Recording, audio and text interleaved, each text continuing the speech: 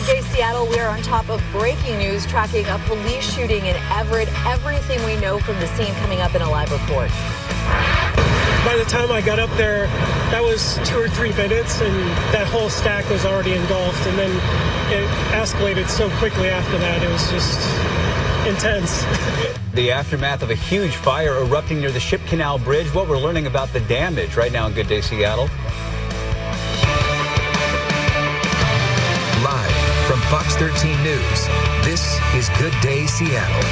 And a good morning to you. We are jumping straight into breaking news here. We just learned an Everett police officer was shot this morning. This is near a parking lot of the Fred Meyer that's on Evergreen Way. And Fox 13's John Hopperstad has been on scene this morning gathering information. We just heard from the public information officer there. One suspect is dead. One officer shot here, transported to Providence Medical Center. What stood out to you from the information that we gleaned from that after that 911 call came in early this morning there? This is a pretty wide-ranging crime scene there. It really is, Bill. And one thing that we got out of this that we breathed this bit of a sigh of relief here is hearing that that officer is indeed alive and transported to Providence Medical Center. There was very big concerns around this area that this police officer had been killed, because when you look on the other side of this parking lot here, there is the Fred Meyer gas station, and that cruiser, that officer's cruiser, there appeared to be bullet holes coming through the driver's side window there. So there was real concern that this officer did not make it. But as of right now, what we're being told by the people on scene here with the SMART team, investigative team, is that he has been transported to Providence Medical Center and is alive. And we know there is a big police presence there at Providence right now here in Everett. The other thing is we knew that somebody was dead. We have actually seen the body across the street from here on Dorn Avenue. They confirmed that that was a suspect in this incident here. And then she also said there are other suspects. We didn't have a lot of information. There's still not a lot of information to glean from what we're hearing out here, but she said there were other suspects. There was other police involved in this incident that happened in this Fred Meyer parking lot, again, here at the gas station area along Evergreen Way. And then there was another scene at a Safeway that's less than a mile from where we are on Evergreen Way. And there is some police presence there, though not much at this hour. But she says that's a potential scene as well. So we're still trying to piece this all together here. We know this call came in around 3 o'clock this morning. And again, we have a suspect shot and killed here at the scene. There's apparently shot and killed here at the scene. An officer shot here, transported to Providence Medical Center. We're told that officer is alive right now and being treated there. Big police presence over there, but obviously a big police presence here. And the SMART team, the SMART investigative team, which is an investigative team here in Snohomish County that looks into police violent incidents involving police, they are on scene now here as well. But all throughout this morning, we've seen a huge police presence here, and that still remains at this hour. But as you mentioned, Evergreen Way still shut down in both directions here between Holly and Casino Road. And it sounds like that's going to be the case here for the foreseeable future. We hope to get some more updates on this, because if there are other suspects involved, the public's going to want to know what to look out for, or where these people may have taken off to. So we're hoping to get some more information. And that spokesperson said that could happen within the next hour. So for now, we'll send it back to you. Now, we saw damage to that police cruiser there, John, and we saw what appeared to be a bullet hole right through the driver's side window there. You asked the question to the PIO if the officer was shot inside the vehicle, and what was the response you got? Yeah, she didn't have the answer to that, at least at this time.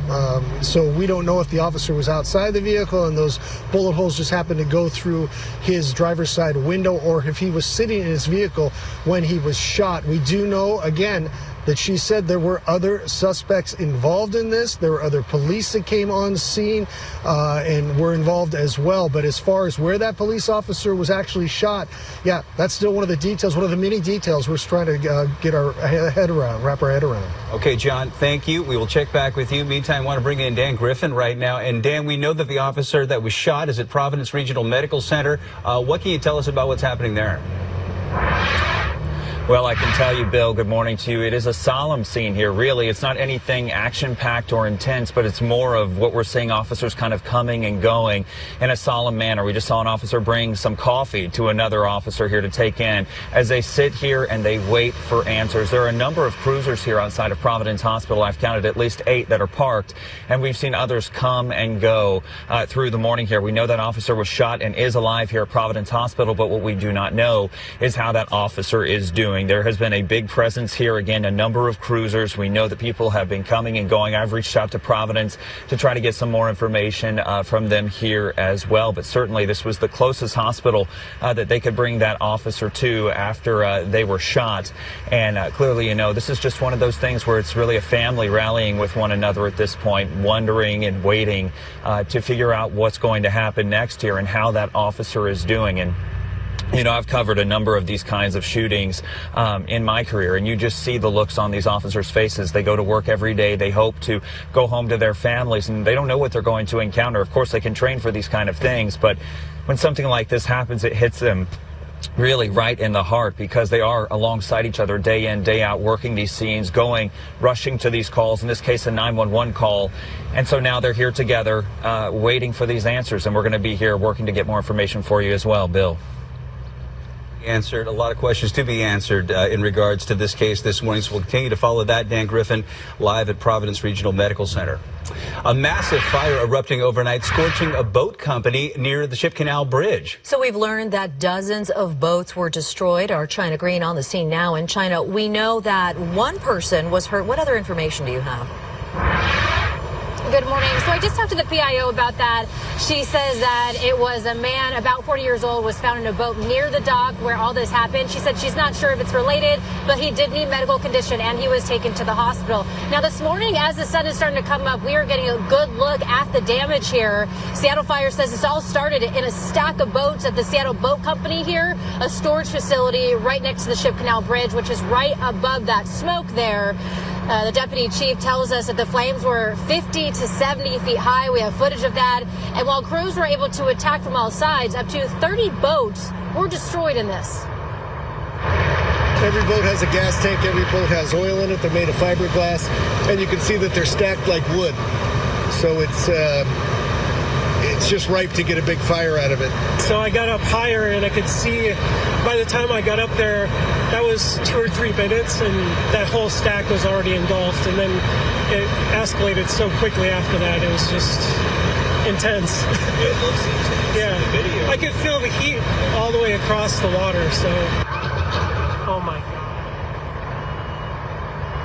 80 Seattle firefighters were on scene along with the Coast Guard, Department of Ecology, and Puget Sound Energy. They're checking to make sure any fluids or oil that could possibly get in the water, so they'll be sticking around here. Now, the fire is under control, and there's still no word on what started the fire. And I also talked to Seattle Fire. They says they will be on scene for the rest of the day for sure, even possibly tomorrow, to check for any hot spots. As you see, that is all that is left of 30 boats. And as far as what started this, we are still waiting to learn that information. But for now, we're live in Seattle. China Green, Fox 13 News. From Fox 13 News, this is Good Day Seattle, live at All-Star Week. Approaching 7:30 here on your Tuesday. Good morning, and thanks for joining us on this special All-Star edition of Good Day Seattle. I'm John Hopperstead. And I'm Maria Garcia. It is MLB All-Star Tuesday, baby, and we have our crew out at Play Ball Park. Good morning, everybody. Hey, guys. Good morning. It's good to have you, and it's good to be here at Play Ball Park this morning. This is definitely a spot that you want to check out and make sure you head to. As we prepare for the All-Star game, Brian, it's going to be a fantastic, like an iconic Seattle day. Yeah, and if you're heading to the All-Star game, you may as well show up here a little earlier and then make a day out of it. And then the doors open at the All-Star game. You know, the players are going to be warming up at 2 o'clock. Right. Yeah. So, which is earlier than most games. And we were talking about the opportunity to grab a home run ball. Batting practice is a good opportunity. It is. And you have the American League taking batting practice at 2, National Leaguers at 3. Yeah, it's going to be a lot of fun here today and a great way to show up for a city. The weather is going to be perfect. Let's get to it and take a look here at that forecast. Right now, starting off cool. But hey, if we look back in 2001, you guys, I don't know if you remember that day, but that was a beautiful day. It was a beautiful day. Another great way to show off our city back when the stadium was new. 78 degrees was the high temperature, and just a gorgeous day. Lots of sunshine. Today, only a few degrees cooler than that. We'll go with 75, mostly sunny skies. So feeling a lot like back in 2001, just a few degrees cooler. It's going to be a gorgeous one out there. We are starting off. I'm looking outside here. We're down in the Soto district, and I see sunshine on the buildings outside. So down here, at least, starting off with sun. I know there's some areas of clouds this morning. We're at 51 in Olympia, 56 in Everett, and 57 at Friday Harbor. Let's get to your forecast as we move through the rest of the day today. Seattle area, Tacoma area, low to mid 70s. We'll be in the low 70s up north at Everett and Bellingham. The coast will be in the mid to upper 60s.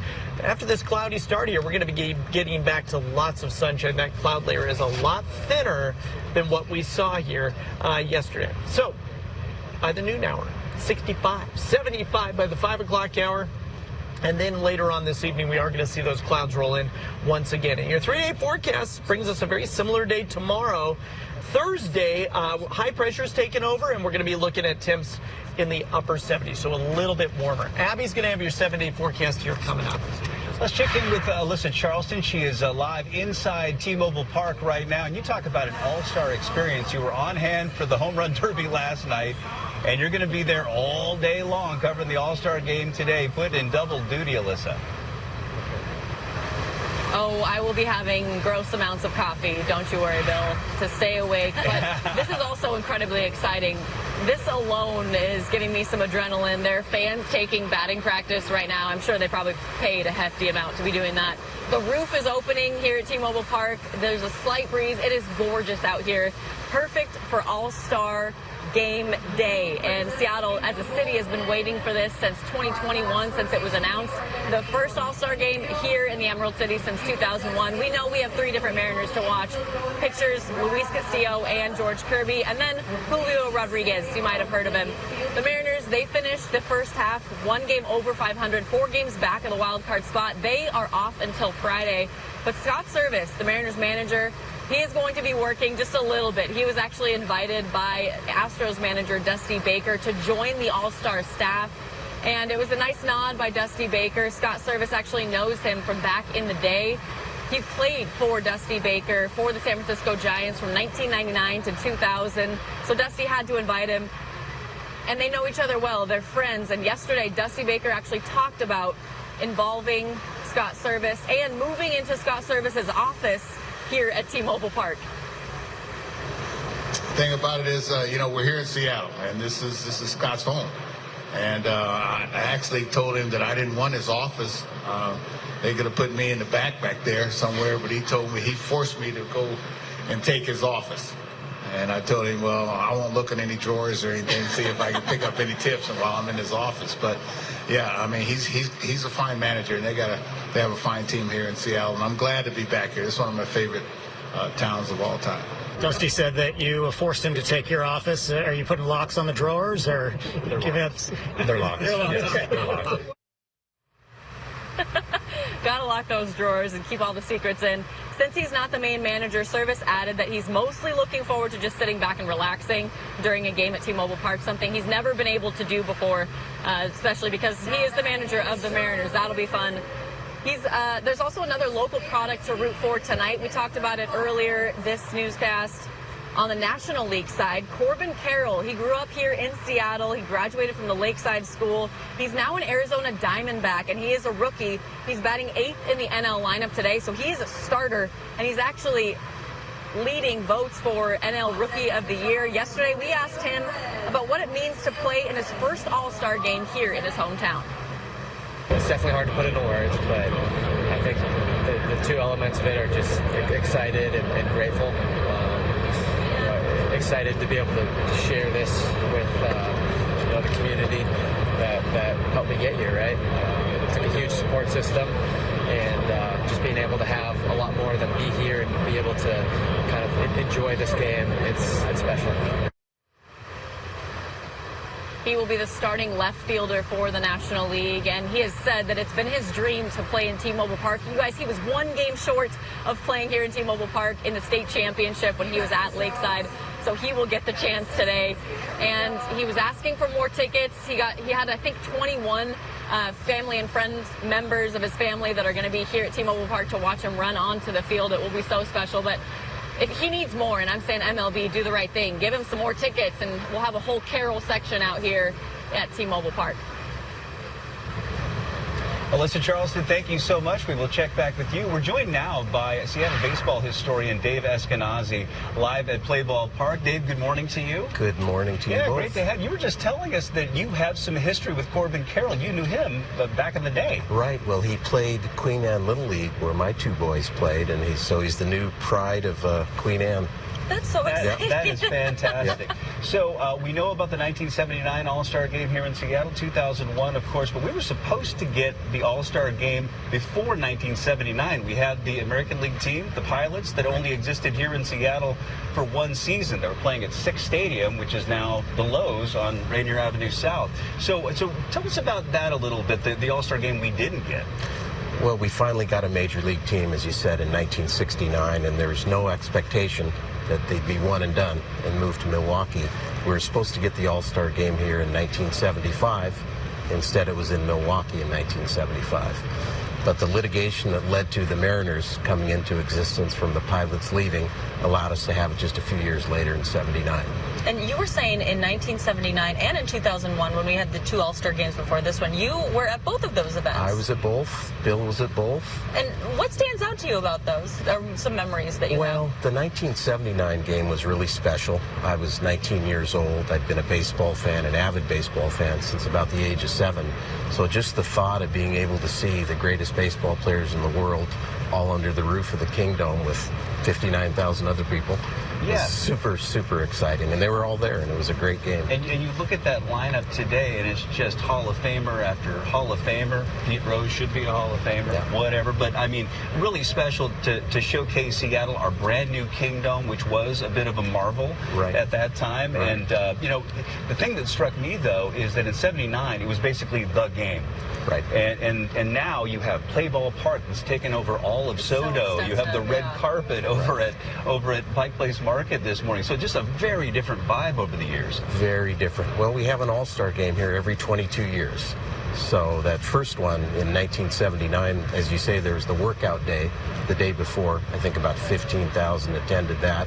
There's a couple little parties and things that I heard about, but nothing like this, nothing like even we had in 2001. But this is unbelievable. Yeah. This is like a city. And do you get to go to this one too? Are you going to this one? Oh yeah. Oh, that's so great. I don't think Dave's going to miss love this. that. Would not miss it. And your memories of 2001 really special because of the magical season the Mariners had. But you know, 8 representatives plus the skipper Lou Piniella. 8 representatives, could have been 2 or 3 more from the pitching staff, and you know, you had Ichiro just exploding on the scene. The team had won 63 games by the All-Star break, and it was like a movie script. It was really unbelievable, even leading up to Ichiro facing Randy Johnson in the first inning and singling off him, stealing second base. It was like a dream. It really was. Well, Dave, enjoy the game today, and it's great to have you. Thanks for being here. Thank you so much. Right now, we're going to catch up with Jeremiah. Come on in here. This is Jeremiah Yokin, the MLB Vice President of Global Events. How excited are you to be here right now? Really excited to see, obviously, this all come together and be in the most iconic place here in Seattle. Really excited for it. And certainly with the weather being the way it is, it's even better. Yeah, it's so exciting. And I mean, I feel like fans are going to be able to get really close to the red carpet, which is really rare. Talk to us about what fans can expect if they come down here. Yeah, really one of the things we want to make the red carpet about is having our players accessible to our fans. And so the whole goal here is to have the fans amongst where all the people are in the morning here in Seattle. And so the overall look and feel of the market is pretty much a part of this, as well as obviously all of our players walking this carpet through the market. Yeah. How has All-Star Week been so far for you here? Pretty incredible. Every day seems to get better and better. We've had so many fans out at our events and really showcasing the best that baseball has to offer, but also the best that Seattle has to offer. Absolutely. I mean, Seattle's such a sports city. What stands out to you about the people here, about Seattle, and about sport? I think the energy at every event that we have seen. Obviously, Julio last night in the Home Run Derby, the noise in the ballpark was is just so loud throughout the night, and fans love the overall event. Everywhere we've gone, we've seen fans react to MLB and what we're doing here. Do you have any predictions on who's going to win tonight? I think the fans win ultimately, obviously, because we're going to have some great baseball at the stadium. Yeah. We're going to have some great access for fans to see our best players walk the carpet today. So at the end of the day, I think all the memories that the fans will get here in Seattle is going to be pretty incredible. And we're going to be holding it down on the red carpet, but what can people expect when they are watching? What kind of show are they going to get checking out the You're carpet? going to get to see our players in the most accessible way possible, with their families, walking through this iconic location here in Seattle and really enjoying all that Seattle has to offer. In addition to all the great sports venues that we'll be at, now we'll be at this great location where fans walk through every day, picking up all the local items, the flowers, the food, the fish. I'm really excited for the fans to be able to see that with our players walking through it at the same time. I mean, there are so many cool vendors here in Pike Place. Can you imagine coming here, just like catching a glimpse of J-Rod, walking the red carpet, and then getting to, have a good meal on the way too? It's like, what could be better? Really, it's really great to be here in Seattle. It's such a great market and such a big event city, and we're just so happy to showcase baseball and really showcase Seattle to the world. Absolutely. Well, we're going to be hanging here all morning long. We're going to be here every hour on the hour with Good Day Seattle. So I'm so excited to be continuing all this red carpet coverage. We're going to be chatting with some celebs later on. We're going to be talking with some players. And be sure to watch Studio 13 live as well. So I'm going to kick it back to you guys at Play Ball Park. What's going on over there? You gotta love Carly's red carpet dress too. She's all done up. She's all ready to go. Everybody, it's a red carpet. It's already. You have to. Everybody she's interviewed has not said who's going to win. They deflected here and there. The fans are going to win. I agree with that. But Bill, who's going to win today? Well, I hope the American League. Yes. I mean, always. I'm an American League guy. What are you going to do? I mean, people ask, what are they actually playing for? Well, they're playing for a $20,000 bonus. Every member of the winning team gets a $20,000 bonus. I actually didn't know that. The losing team members, they get an all-expense-paid trip to Seattle. That's right. You guys, Stinger, how's your time in Seattle been here? Great. Oh, sleeping? Yeah, pretty good. You're doing something special. I got these trading cards that you're going to be giving away. Is that correct? Yeah, fantastic. You can show that off to the camera. That's perfect. Little autograph on there as well. Save those. Those will be worth something someday, won't they? Would you guys like to do the weather with me here? Would you like to do that? Stinger, have you ever done the weather before? No, this is perfect. I'm so glad. Well, usually two people don't do it, but let's see if two mascots can do it here. Okay, I'm going to get out of the way here, and we'll talk about what we're seeing. What a beautiful sunrise, right? Gorgeous sunrise for our Capitol Hill camera. It is 34 degrees right now, and current temperature is cold. Did you notice, you guys, how cold it was outside this morning? But you're used to that. I know. You're a troll. You're used to that. You're both used to that because you're out on the ice all the time. 42 right now in Everett. We're at 34 down in Seattle. It's chaos. Here's a look at your high temperatures today. We're going to be back into the 50s and 60s, but most of us in the 60s. You guys, we haven't been in the 60s all year yet, okay? This is one of the longest periods of time that we've gone without hitting 60 degrees. So this is a big deal today, okay? We're excited about this. Mostly sunny. Mostly sunny. That's right. Yeah. And then we'll see some evening clouds roll in, but that's okay because tomorrow is looking sunny again, okay? Here's what the day looks like. This is King, Snohomish, and Pierce counties. Right now we're at 34. We're going to warm up to 54 by noon and 61 by the 4 o'clock hour there. There you have it. Here's a look at your 7-day forecast. 62 tomorrow, even warmer tomorrow, mostly sunny. And then Sunday, we get back to that cozier weather here. Late showers expected. Monday is the first day of spring. Do you guys like spring? You know what spring means is hockey playoffs. That's what that means. I mean for most teams. I'm sorry, Stinger. I'm sorry. Come on back, Stinger. I'm sorry. Wow, that was cold, wasn't it? It's okay. And then as we get into next week, you guys, we're going to be looking dry on Tuesday, showers return Wednesday and Thursday. All right, that's your weather.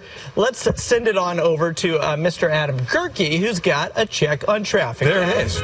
That is a solid toss. And drivers trying to move their way on 520 right now find it pretty easy to go getting across the water either direction. You've got northbound I-5, a bit of strain right around the Michigan curve, and 405 hitting it fairly hard.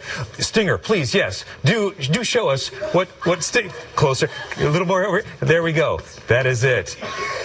This is green, ladies and gentlemen, green. Stinger green is perfect. It works well on television. There you go. If people, that's the part that counts. That's the part that, right, but not family friendly. This is a family show. It's a family show. We're keeping it healthy and wholesome and pure.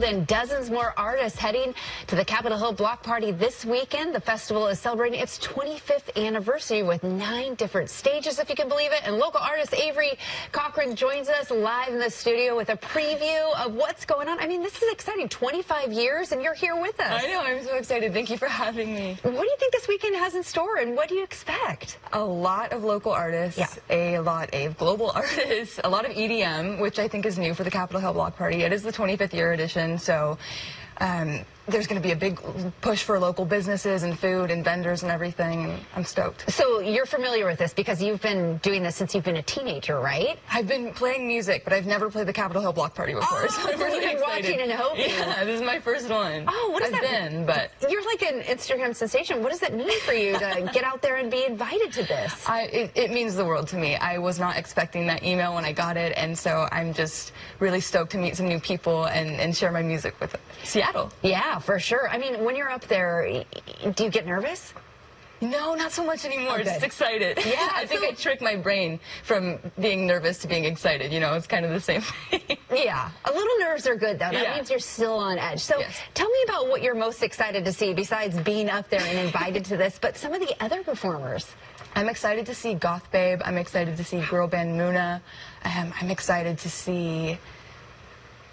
Some of my friends are performing, Mia Day and IU. They're a great local band as well. Mia Day is a great local singer-songwriter like me, and it's going to be great, yeah. Are you just, I know you're beaming with joy, but you've got to be proud of what you've done here to get up on stage and be able to do this. Yeah, this week has been jam-packed with rehearsal, and I've got an amazing band to back me up, so we're going to have a good time. Well, you have to tell the viewers when we can specifically watch you. I mean...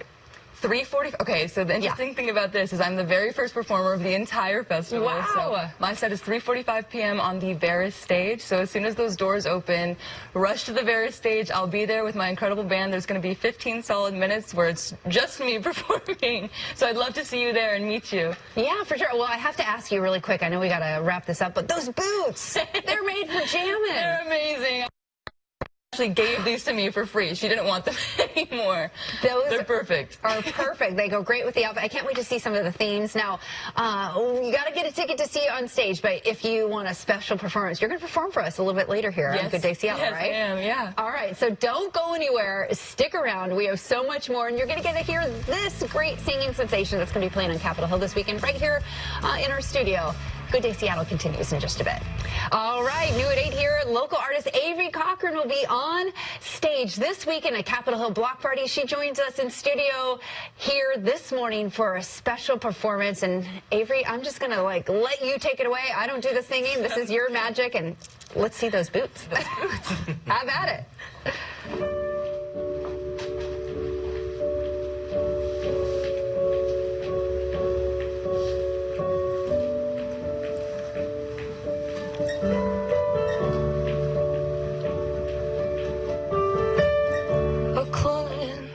Then trip to Garden Gardens, meet me at 3.